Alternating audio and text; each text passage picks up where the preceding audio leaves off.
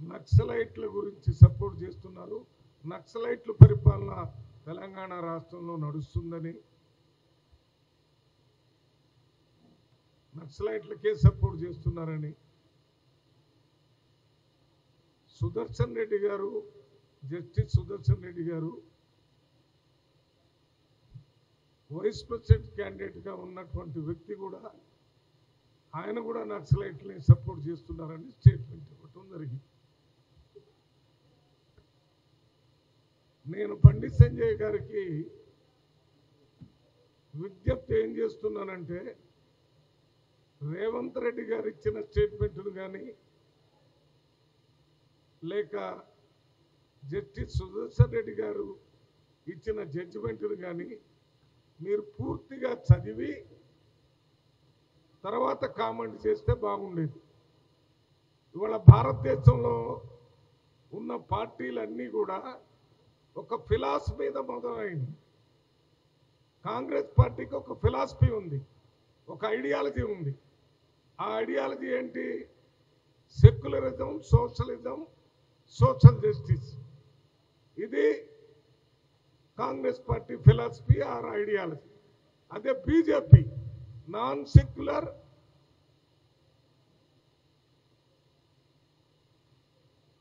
Capitalistic, non inclusive growth. ఇది వాళ్ళ ideology, philosophy. ఇవి ఎందుకు చెప్తున్నానంటే, నిన్న రేవంత్ రెడ్డి గారు నక్సలైట్లకు కూడా ఒక ఫిలాసఫీ ఉందని చెప్పారు.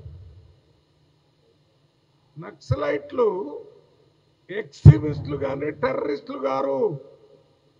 నక్సలైట్లు వారి ఫిలాసఫీని అమలు చేయడానికి భారత రాజ్యాంగానికి లోబడి కాకుండా భారత రాజ్యాంగాన్ని దాటి హింసాత్మకంగా అయినా వారి ఫిలాసఫీని అమలు చేయాలనేటటువంటి ఆలోచనతో నక్సలైట్లు పనిచేస్తున్నారు. కానీ నక్సలైట్లు బేసిక్ ఫిలాసఫీ ఏంటి? భారతదేశంలో ఉన్న ప్రతి పౌరుడికి స్వతంత్ర ఫలాలు అందాలని, పేదలకి అదే రకంగా ధనవంతులకి మధ్య తేడా తగ్గిపోవాలని, ప్రజలందరూ సామాజికంగా, ఆర్థికంగా, రాజకీయంగా సమాన స్థాయికి రావాలనే ఫిలాసఫీని నక్సలైట్లు వారి ముందు పెట్టుకొని ఈ ఫిలాసఫీని అమలు చేయడానికి అవసరమైతే ఆయుధాలు పెట్టి చేయాలి. వాళ్ళు చావటమో వెతుటి వాళ్ళని చంపటమో అనేది అది ఎక్స్ట్రీమిజం. ఈ ఎక్స్ట్రీమిజానికి రేవంత్ రెడ్డి గారు ఎక్కడ సపోర్ట్ చేయాల. మరి ఏం సపోర్ట్ చేశాడు? పేదవాళ్ళని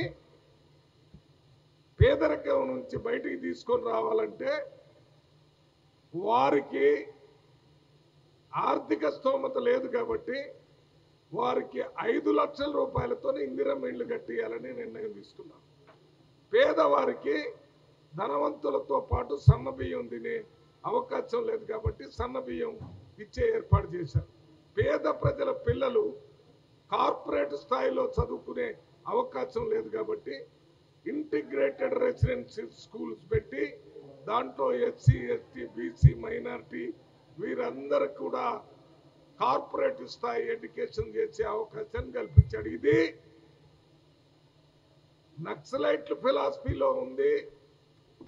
రాజ్యాంగం ప్రకారం అంబేద్కర్ రాసిన రాజ్యాంగంలో ప్రజలందరూ ఆర్థికంగా, రాజకీయంగా, సామాజికంగా సమానత్వానికి రావాలని ఆర్టికల్స్ అన్నిట్లో రాయటం జరిగింది. రేవంత్ రెడ్డి గారు రాజ్యాంగానికి లోబడి రాజ్యాంగంలో అంబేద్కర్ గారు ఇచ్చినటువంటి ఆర్టికల్స్ ప్రకారం పేదవాళ్ళకి ఆర్థికంగా, రాజకీయంగా, సామాజికంగా లాభం జరగాలని పనిచేస్తున్నాడు. అందులో భాగంగానే మొట్టమొదటిసారి తెలంగాణ రాష్ట్రంలో కులగణన చేసి బీసీలకి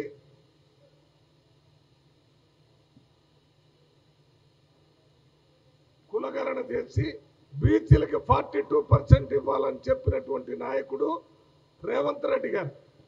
ఇది నక్సలైట్లు చెప్పారు కాబట్టి మేము చేయకూడదు, నక్సలైట్లు ఇండ్లు ఇవ్వాలి పేదవాళ్ళకంటే మేము చేయకూడదు, నక్సలైట్కి చదువుకునే కార్పొరేట్ వ్యవస్థ ఇవ్వమన్నారు మనం చేయకూడదని కాకుండా వారికి అందరికీ చేస్తున్నాడు. ఆయన చెప్పింది ఫిలాసఫీ.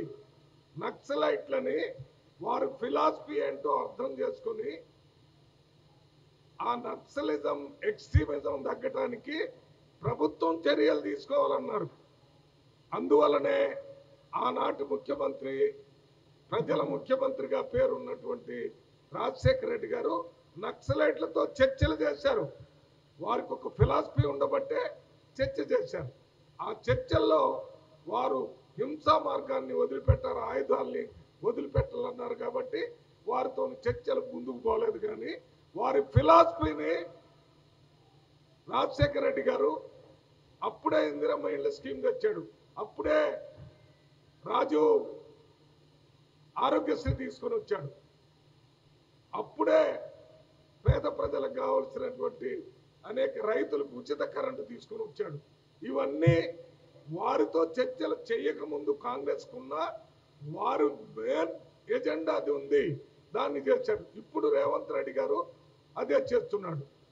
రేవంత్ రెడ్డి గారు చేయటానికి రాహుల్ గాంధీ గారు కూడా ఈ కులగణన జరగాలని, పేదవాళ్ళకు మేలు జరగాలని, ఆర్థిక రాజకీయ సామాజిక సమానత్వం అందరికి రావాలని రాహుల్ గాంధీ గారు చెప్తున్నారు. దాన్నే అమలు చేస్తున్నారు. అంటే ఈ చెప్పినవన్నీ నక్సలైట్సా? మరి మీరేంటి, మీ సిద్ధాంతం ఏంటి? ఒక్క ధనవంతులకు మాత్రమే మీరు సహాయం, మీరు కార్పొరేట్ వాళ్ళకే సహాయం చేస్తారు. మీ పార్టీ బిజినెస్ పార్టీ అని పేరుంది, ఇంతకుముందే ధనవంతుల పార్టీ అని పేరుంది.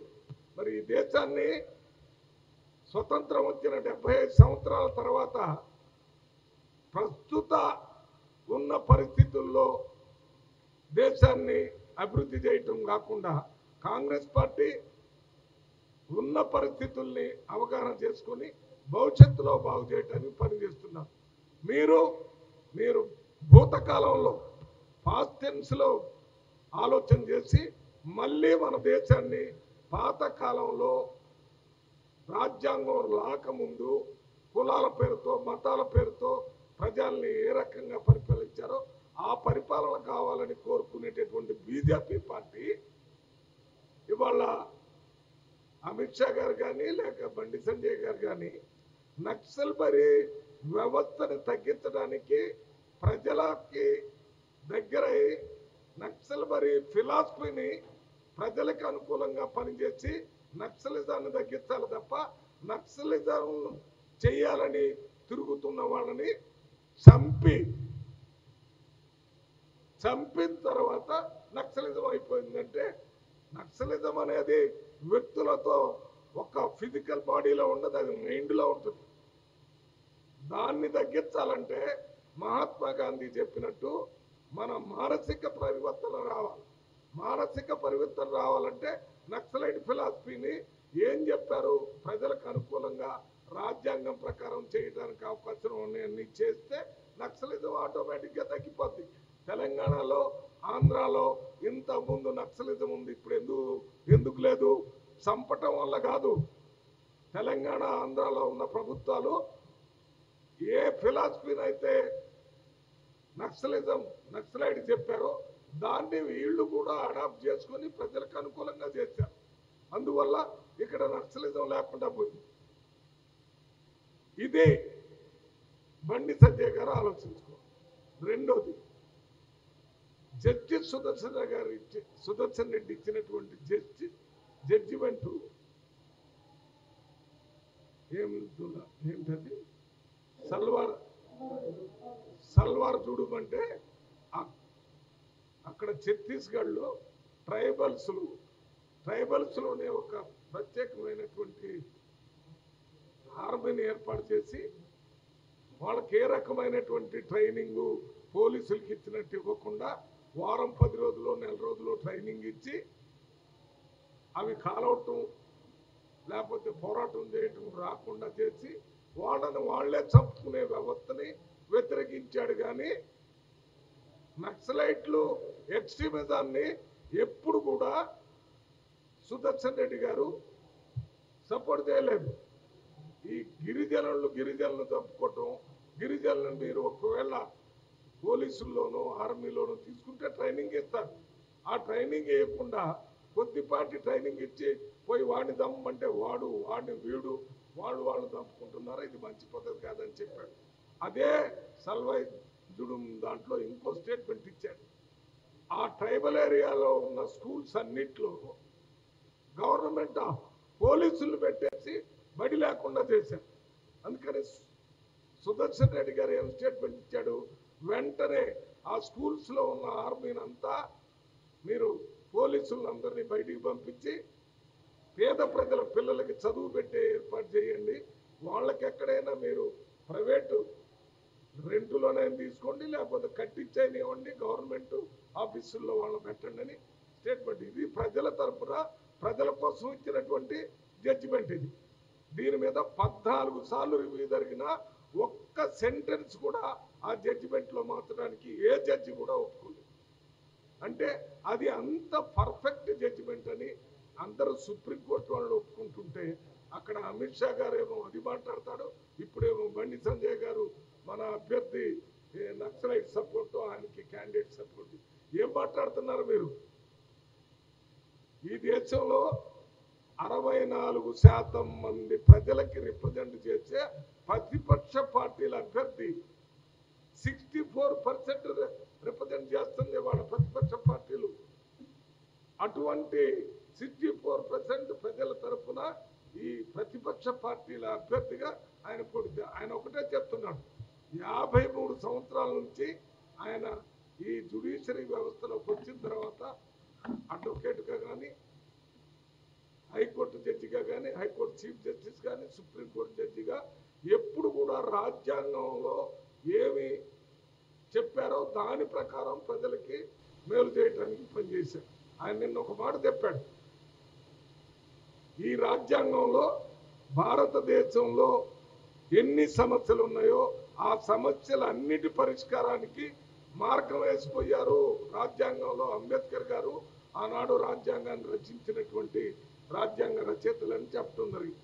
ఇది గుర్తించకుండా మీరు ఒక రకంగా అమిత్ షా గారు కానీ, బండి సంజయ్ గారు కానీ ఈ రకంగా రేవంత్ రెడ్డిని లేకపోతే సుదర్శన్ రెడ్డిని నక్సలైట్గా వర్ణించి మీరు మాట్లాడుతున్నారు. మీరు మాటల ద్వారా మీరు ప్రజలకు దూరం అవుతారు తప్ప ఈ రేవంత్ రెడ్డి కానీ, సుదర్శన్ రెడ్డి కానీ ప్రజలకి ఇంకా దగ్గర అవుతారనే విషయాన్ని వాళ్ళు మర్చిపోతున్నారు. ఎక్స్ట్రీమిజానికి, టెర్రరిస్టులకి ఫిలాసఫీ ఉండదు. మొన్న పుల్వామాలో పహల్గామ్లో కాల్చారు. వాడికి ఒక ఫిలాసఫీ ఏం లేదు. ప్రజలకు సంబంధించిన వాళ్ళంతా హిందువులా కాదా పేరు అడిగి వాడిని చంపి భార్య ముందు భర్తని, భర్త ముందు భార్యని, తండ్రి ముందు కొడుకుని, తండ్రి ముందు కూతుర్ని, కూతురు ముందు తండ్రిని ఇట్లా చంపారు. వీళ్ళని టెర్రరిస్టులు అంట. ఎక్స్ట్రీమిస్టులు ఏంటి? మీ దగ్గర ఆ 100 ఎకరాలు 1000 ఎకరాల భూమి ఉంది, అది ఎప్పుడో ల్యాండ్ సీలింగ్ అయింది, ఇంకా మీరే తింటున్నారు, అది పేద ప్రజలకు ఇవ్వాలని అక్కడికి వచ్చి వాటిని పంచి పెడతారు. దాన్ని వ్యతిరేకించిన వాడిని చంపాలనుకుంటారు. ఆ చంపాలని అనుకునేటప్పుడు వీళ్ళ భూస్వాములు వీళ్ళని చంపాలని ఇందులో చాలా మంది చనిపోతారు. ఇది ఎక్స్ట్రీమిజం. నువ్వేదైనా ఆలోచనలు చేయాలంటే ప్రజాస్వామ్యయుతంగా ప్రజల యొక్క మెజారిటీ అభిప్రాయంతో అమలు చేయాలి తప్ప బలవంతంగా ఎవరిని చంపకూడదు, ఎవరితో చంపకూడదు. దీనికి కాంగ్రెస్ పార్టీ పూర్తి వ్యతిరేకం. ఎక్స్ట్రీమిజం రాజ్యాంగానికి వ్యతిరేకంగా చేసే పనులన్నిటికీ వ్యతిరేకం. రాజ్యాంగానికి లోబడి వారు చెప్పిన ఫిలాసఫీని అమలు చేస్తున్నాం. ఇందిరాగాంధీ ల్యాండ్ సీలింగ్ తెచ్చింది, నక్సలైట్ చెప్తే చేయలేదు. ఇందిరాగాంధీ బ్యాంకులు జాతీకరణం చేసింది, నక్సలైట్ చెప్తే చేయలేదు. రాజ్యాంగంలో ఆర్టికల్స్ ఉన్నాయి, దాని ప్రకారం పేద ప్రజలు చేయాలని చేశారు. ఇప్పుడు కూడా రేవంత్ రెడ్డి గారు, సుదర్శన్ రెడ్డి గారు ప్రజల సంక్షేమం కోసం చేసే కార్యక్రమాల్ని నక్సలైట్లనే పేరుతో కొట్టాలని చూస్తున్నారు. అది చాలా తప్పు. దాన్ని తీవ్రంగా మేము ఖండిస్తున్నాం.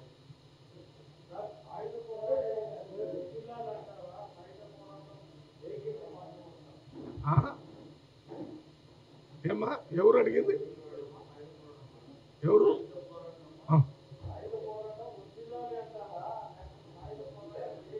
అంటే నేను ఇంతసేపు మాట్లాడిన తర్వాత ఈ ప్రశ్న వేసేమంటే నిన్ను ఏమనాలన్నా? నేను ఇంతసేపు ఏం మాట్లాడాను విను. మళ్ళదే నేను సాహిత్య పోరాటాన్ని గురించి చెప్పాను, ఎక్స్ట్రీమిజం వ్యతిరేకిస్తున్నామని చెప్పాను కదా. మరి తప్పు మీరు మాట్లాడేది. నేను ఒక్క మాట చెప్తున్నాను, సాయుధ పోరాటానికి మేము పూర్తి వ్యతిరేకం అని చెప్పాను. ఎందుకో తెలుసా? మేము రాజ్యాంగం ప్రకారమే మార్పు తీసుకొని వస్తాం, మేము ఫిలాసఫీని అమలు చేస్తాం. అంతేగాని సాయుధ పోరాటం అది మన ఆలోచనే కాదు, వర్దిల్లటం అసలే కాదు. అది ఎక్కడో వేరే దేశాల్లో, చైనాలో, రష్యాలో మాట్లాడిన మాటలు మేము ఇక్కడ మాట్లాడము.